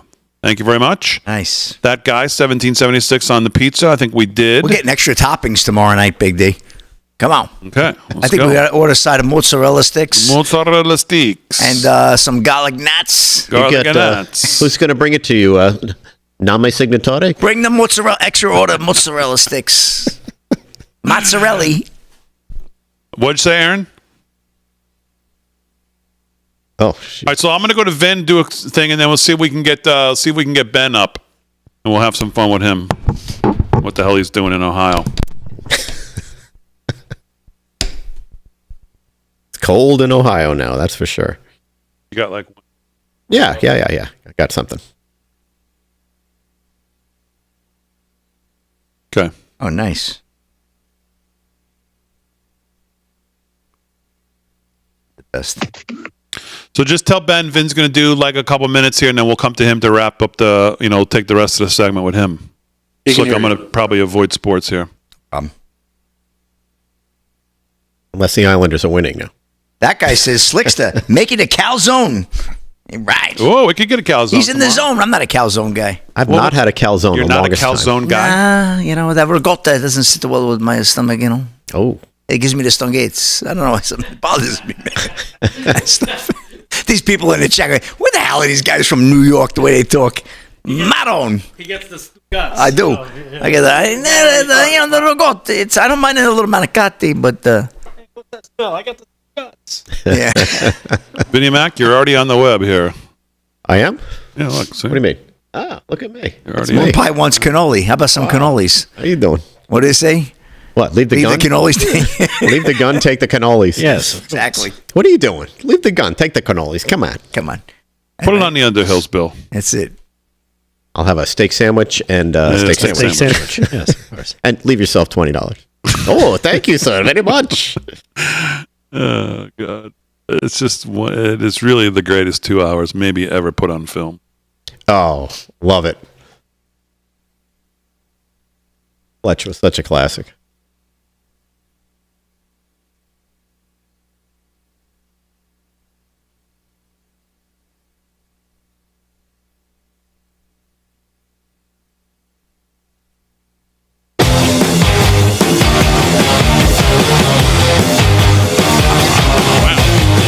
To the hour, live from Studio 6B, wrapping it up here on a Thursday night. Vinnie Mac's got some thoughts on, what do you have some thoughts on, Vinnie Mac?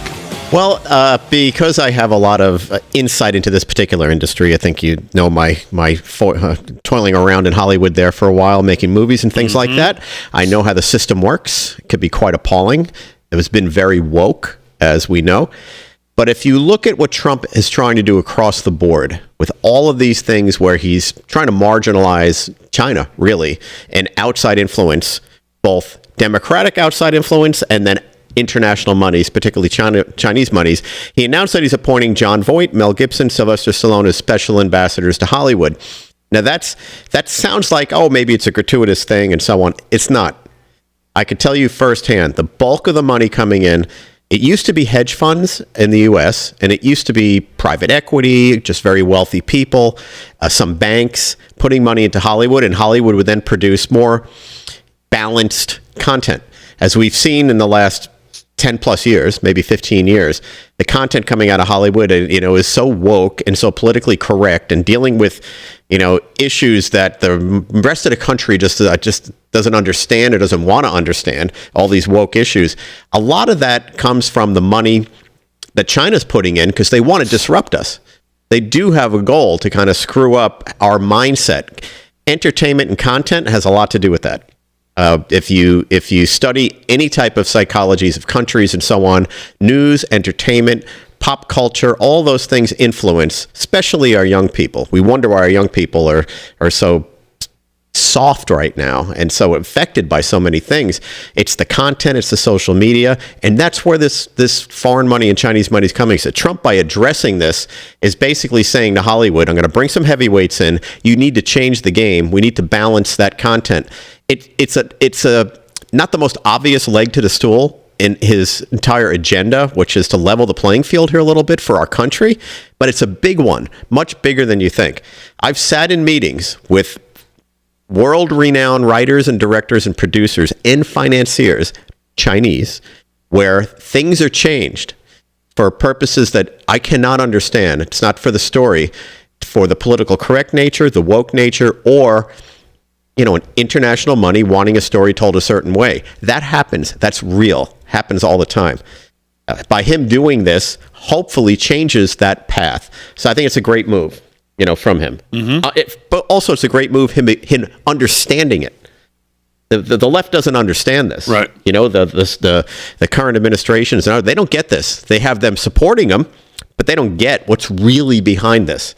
And I can tell you firsthand, it's China and China money. All right, very good. Vinnie Mac, 10 minutes till the hour. Let's go out live now to the home of Randy and Lauren in Salem, Ohio, who have called 911 and said there's a stranger in my house, or maybe not. I think they've actually let him in. There he is, our own Ben Bergquam. Ben Bergquam, who is that beautiful little girl with you? Who's that girl? This is our newest one, Lillian. She's our new little baby. We're here with Randy. And by the way, hey, no hate on the Christmas decorations. We still have our Christmas tree up. We didn't get home until January 10th. So we didn't even celebrate Christmas until after January was over. But I'm here, obviously, Olivia. We got Olivia. We just got done with the Ark encounter in Kentucky. Now we're heading to East Palestine, hanging with our friends Randy and Laura in Salem, MAGA from Salem, Ohio, and my wife, Billy, my beautiful wife, Billy. Daughter Olivia or Chloe, everybody. He's got the whole brood with him. Wow. Went past Trump. What was it? Trump Road? What's the Trump Avenue? There's a Trump Avenue out here. Come on now, MAGA baby. That's right. Come on. All right. Well, it looks like you guys are having a great time. Let me ask Randy and Laura. Randy and Laura, how did you let Ben in? Well, give me a little background on how you guys got to be so lucky to be friends with the great Ben Bergquam. We are blessed. We are blessed to be friends with Ben. Yeah, but it was the train derailment. So if anything good came out of it, it was a relationship with Ben. Yeah. Wow, that's amazing. Wow. We met them both the same day. I call him benevolent. She's the only one. Oh yeah, don't forget us too, down there. There you go. We love you guys. We love you guys. You're on our TV every night. Thank you very much. We appreciate that. They say you owe them rent. Yes. Very good. Well, Ben, while I have you, let me just quickly ask you. Obviously, 4 days away here. I don't know where you're going to end up being on the 20th. Are you going to be in D.C. or where are you going to be, my man? Yeah, so this is actually part of that. This is the road to the inauguration. We started in California about 2 weeks ago. My wife, we escaped California. We're refugees from California. We live in Arkansas now. So we started that journey.